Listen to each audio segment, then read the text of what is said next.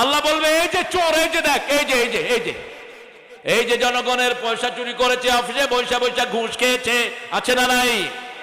সব চুরির মাল ঘাড়ে উঠিয়ে দিবেন কে?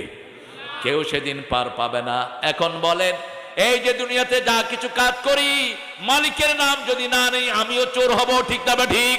এজন্য 114 বার কোরআনে আল্লাহ শিখিয়েছেন বিসমিল্লাহির রহমানির রহিম।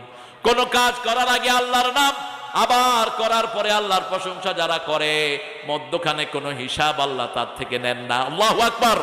খাওয়ার শুরুতে বিসমিল্লাহ, শেষে হলো আলহামদুলিল্লাহ। কাজের শুরুতে বিসমিল্লাহ।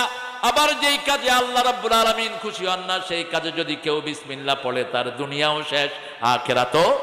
যেমন মদ খাওয়ার আগে যদি আপনি বিসমিল্লাহ পড়েন, কি হবে? কথা বলেন। গুনাহ হবে না, শুধু আপনি কাফের হবেন।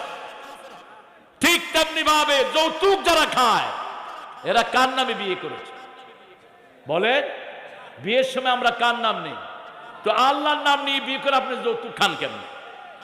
আল্লাহর নামে বিয়ে করে আপনি সুদ খান কেমনে? আল্লাহর নামে ব্যবসা শুরু করে আপনি ঘুষ দেন কেমনে? ঘুষ যারা দিতে আপনাকে বাধ্য করে, ওদের শাস্তি হবে সবচেয়ে বেশি। অথচ আজকে বাংলাদেশে দেখবেন ঘুষটা কোনো সিরিয়াস ব্যাপার না।